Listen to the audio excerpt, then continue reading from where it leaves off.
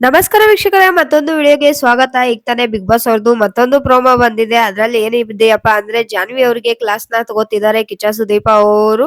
ಏನಕ್ಕಪ್ಪ ಅಂದ್ರೆ ಮೊದ್ಲಿಗೆ ಇಲ್ಲಿ ಕೇಳ್ತಾರೆ, ಬಾತ್ರೂಮ್ ಅಲ್ಲಿ ನೀವು ಇಬ್ರು ಮಾತಾಡ್ಕೊಂಡು ಮಾತನ್ನ ಬಿಡ್ಬೇಕು ಅಂತ ಮಾತಾಡ್ಕೊಂಡ್ರ, ಅದು ಏನೋ ಆದ್ರೂ ಮಾತಾಡಿದ್ರು ಪರವಾಗಿಲ್ಲ, ಆದ್ರೆ ಎಲ್ಲಿ ಮಾತಾಡಿದ್ರಿ ಅಂತ ಕೇಳಿದಾಗ ಅಶ್ವಿನಿ ಅವರು ಹೇಳ್ತಾರೆ ಡ್ರೆಸ್ಸಿಂಗ್ ರೂಮ್ ಅಲ್ಲಿ ಮಾತಾಡಿದ್ವಿ ಅಂತ ಹೇಳ್ತಾರೆ. ಅದಕ್ಕೆ ಸುದೀಪ್ ಅವರು ಹೇಳ್ತಾರೆ, ನಾವು ನಂಬಿಕೆ ಇಟ್ಟು ನಿಮ್ ಮೇಲೆ ಒಂದು ರೂಮ್ ನ ಕೊಟ್ಟಾಗ ನೀವ್ ಈ ರೀತಿ ಮಾಡೋದು ಸರಿನಾ ಅಂತ ಕೇಳ್ತಾರೆ.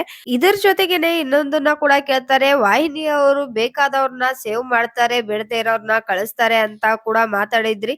ಇಷ್ಟೆಲ್ಲ ಮಾತಾಡೋ ನಿಮಗೆ ವಾಹಿನಿಯ ರೂಲ್ಸ್ ಗಳು ಗೊತ್ತಿರಲ್ವಾ, ನಿಯಮಗಳು ಗೊತ್ತಿರಲ್ವಾ, ಬ್ರೇಕ್ ಮಾಡ್ಬೇಕಾದ್ರೆ ಗೊತ್ತಾಗಲ್ವಾ ಅಂತ ಕೇಳ್ತಾರೆ. ಅದಕ್ಕೆ ಜಾನ್ವಿ ಅವರು ಕೂಡ ಹೇಳ್ತಾರೆ, ಇಲ್ಲ ನಾವು ನಾಮಿನೇಟೆಡ್ ತಂಡದಲ್ಲಿ ಇದ್ವಿ, ಅವಾಗ ಸೇವ್ ಆಗೋಕೆ ಡೈವರ್ಟ್ ಮಾಡ್ಬೇಕಿತ್ತು ಅನ್ನೋ ರೀತಿಯಾಗಿ ಮಾತಾಡಿದ್ದಾರೆ. ಅದಕ್ಕೆ ಕಿಚ್ಚ ಸುದೀಪ್ ಅವರು ಹೇಳ್ತಾರೆ, ನೀವು ಡೈವರ್ಟ್ ಮಾಡ್ತಿದ್ದೀರಾ ಅಂತ ಅನಿಸ್ಕೊಳ್ಳಲ್ಲ, ಅದು ಮ್ಯಾನಿಪುಲೇಟ್ ಮಾಡ್ತಿದ್ದೀರಾ ಅಂತ ಅನಿಸುತ್ತೆ ಅಂತ ಹೇಳ್ತಿದ್ದಾರೆ.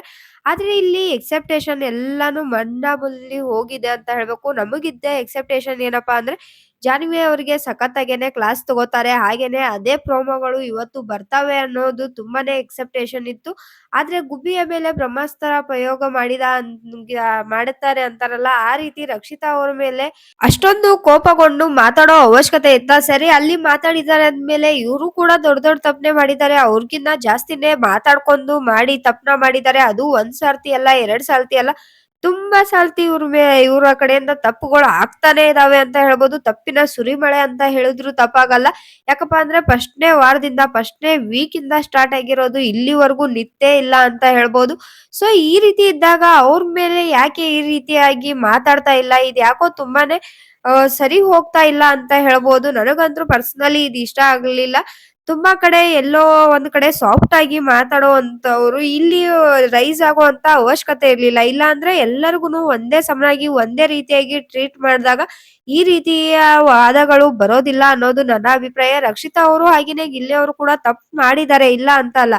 ಬಟ್ ಅವರು ಮನಸ್ಸಲ್ಲಿ ಕೆಟ್ಟ ಭಾವನೆ ಇಟ್ಕೊಂಡು ಅಥವಾ ಕೆಟ್ಟತನದಿಂದ ಅಂತೂ ಮಾಡಿಲ್ಲ. ಆದ್ರೆ ಕೆಟ್ಟ ಭಾವನೆ ಇಟ್ಕೊಂಡು ಮಾತಾಡಿ ಡಿಸ್ಕಷನ್ ಮಾಡಿ ಇವ್ರನ್ನ ಕೆಳಗೆ ಇಳಿಸ್ಲೇಬೇಕು, ಮಾಡ್ಲೇಬೇಕು ಅಂತ ಮನಸ್ಸಲ್ಲಿ ಕ್ರೂರತೆ ತುಂಬ್ಕೊಂಡಿರ್ತಾರಲ್ವಾ, ಅವ್ರ ಬಗ್ಗೆ ಮಾತಾಡೋದೇ ಇಲ್ಲ ಅಂತ ಹೇಳ್ಬೋದು. ಇನ್ನು ಮಾಡಿದಂತ ತಪ್ಪುಗಳು ಎದ್ದಾಗಿ ಕಾಣಿಸ್ತಾ ಇದ್ರು ಕೂಡ ಅವ್ರು ಕೂಡ ಸಿಕ್ಕಾಪಟ್ಟೆನೆ ಸೈಲೆಂಟ್ ಆಗಿನೇ ನೀಟಾಗೆ ಮಾತಾಡ್ಸ್ಕೊಂಡ್ ಹೋಗ್ತಾರೆ. ಇದ್ರಲ್ಲಿ ಪ್ರೋಮೋದಲ್ಲಿ ನೀವು ನೋಡಿರ್ಬೋದು. ಇದು ಸರಿನಾ ತಪ್ಪಾ ಅಂತ ಕೇಳ್ತಾರೆ. ತಪ್ಪು, ನೀವು ಮಾಡಿದ ತಪ್ಪು ಅಂತ ಖಡಾಖಂಡಿತವಾಗಿ ಎಲ್ಲೂ ಕೂಡ ಹೇಳಲ್ಲ, ಅವ್ರಿಗೆ ಕೇಳ್ತಾರೆ ಅಂತ ಹೇಳ್ಬೋದು. ಆದ್ರೆ ಅದೇ ರಕ್ಷಿತಾ ಅವರ ವಿಚಾರಕ್ಕೆ ಬಂದಾಗ ನಿಮ್ಮ ತಂಡವನ್ನೇ ನೀವು ಇರಿಟೇಟ್ ಮಾಡ್ತೀರಲ್ಲ ಅಂತ ಕೇಳ್ತಾರೆ. ಆದ್ರೆ ಅವರು ಇರಿಟೇಟ್ ಮಾಡಿದ್ರು ಅಂತ ಎಲ್ಲೂ ಕೂಡ ಅನಿಸ್ಲಿಲ್ಲ. ಎಲ್ಲೋ ಅವರು ಡಿಸಿಷನ್ ತಗೊಳ್ಳೋಲ್ಲಿ ತಪ್ಪು ಆದ್ರು ಅಥವಾ ಒಂದ್ರಲ್ಲಿ ಎಡವಿದ್ರು ಅಂತ ಕೂಡ ಹೇಳ್ಬೋದು. ಇನ್ನೊಂದ್ ರೀತಿ ನೋಡಕ್ ಹೋದ್ರೆ ಅದು ತಪ್ಪು ಕೂಡ ಅಲ್ಲ.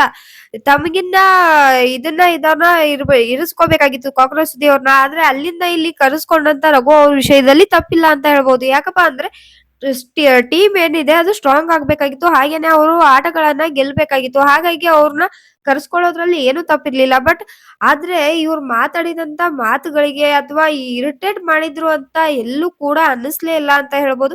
ಯಾಕೆ ಈ ರೀತಿ ಅಂದ್ರು ಅನ್ನೋದು ಗೊತ್ತಾಗ್ತಾನೂ ಇಲ್ಲ ಕೂಡ. ಆದ್ರೆ ಆ ರಕ್ಷಿತಾ ಅವರು ಕೇಳಿದಂತ ಪಾಯಿಂಟ್‌ಗೆ ಸ್ವಲ್ಪ ನೋಡ್ಕೊಂಡ್ ಮಾತಾಡ್ಬೋದಿತ್ತು. ಅಷ್ಟೆಲ್ಲ ಸಿಟ್ಟು ಮಾಡ್ಕೊಳ್ಳುವಂತ ಅವಶ್ಯಕತೆ ಇರ್ಲಿಲ್ಲ ಅನ್ನೋದು ನನ್ನ ಅಭಿಪ್ರಾಯ. ಯಾಕಪ್ಪ ಅಂದ್ರೆ ರಕ್ಷಿತಾ ಅವರಿಗೆ ಮೊದಲನೇದಾಗಿ ಇಲ್ಲಿ ಕನ್ನಡನ ಸರಿಯಾಗಿ ಮಾತಾಡಕ್ ಬರಲ್ಲ. ಹಾಗೇನೆ ಅವ್ರಿಗೆ ವರ್ಡ್‌ಗಳನ್ನ ಯೂಸ್ ಮಾಡಕ್ ಬರಲ್ಲ. ಸೊ ಹಾಗಾಗಿ ಅಲ್ಲಿ ನೋಡ್ಕೊಂಡ್ ಸ್ವಲ್ಪ ಸಮಾಧಾನವಾಗಿ ಟ್ರೀಟ್ ಮಾಡಿದ್ರೆ ಇನ್ನೂ ಬೆಟರ್ ಇತ್ತು ಅನ್ನೋದು ನನ್ನ ಅಭಿಪ್ರಾಯ.